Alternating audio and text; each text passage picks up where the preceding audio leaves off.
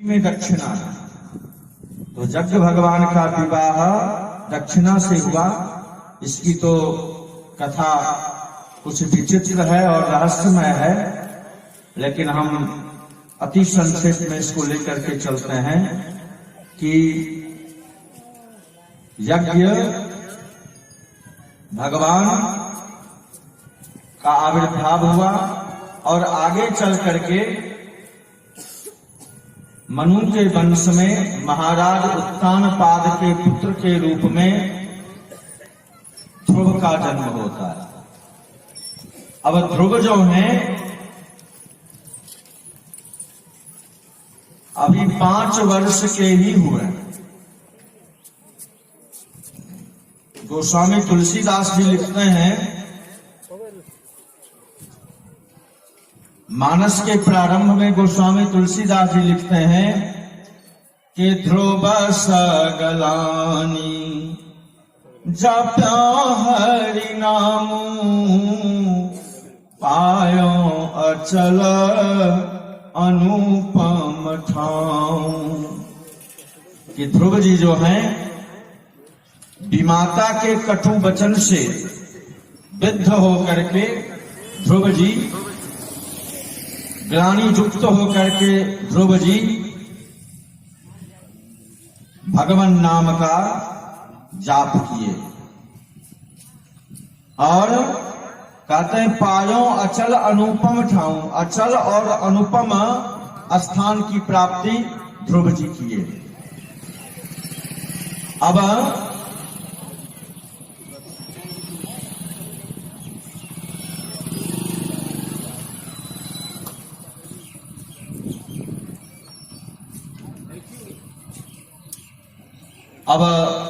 ध्रुव जो है 5 वर्ष के अबोध बच्चे हैं। महाराज उत्तानपाद की 2 पत्नी हैं। एक का नाम है सुनीति और एक का नाम है सुरुचि। सुनीति जो है वही महारानी के पद पर में, लेकिन महाराज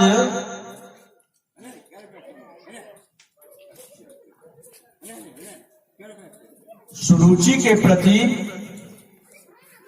अत्यधिक लोलुप और आसक्त हो जाते हैं और सुनीति को महारानी के पद से बेदखल कर देते हैं।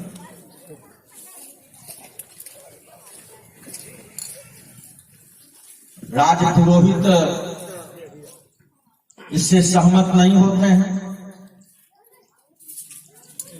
महाराज उत्तानपाद एक बार दिग्विजय करके राजधानी वापस लौटते हैं तो परंपरा के मुताबिक सुनीति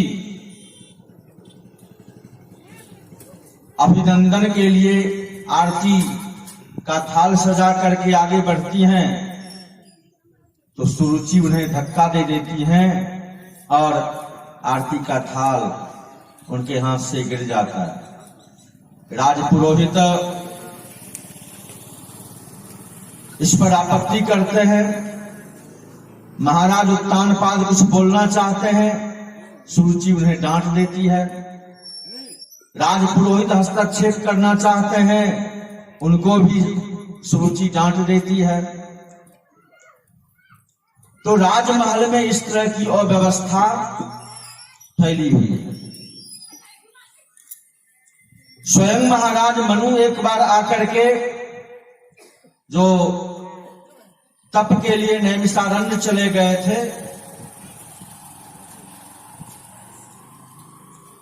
आकर के उत्तानपाद को समझाते हैं कि विवाहिता के साथ इस तरह का बर्ताव कथमपि समीचीन नहीं है, आप ऐसा नहीं करो। लेकिन महाराज उत्तानपाद विवश हो जाते हैं और सुरुचि की आज्ञा के बिना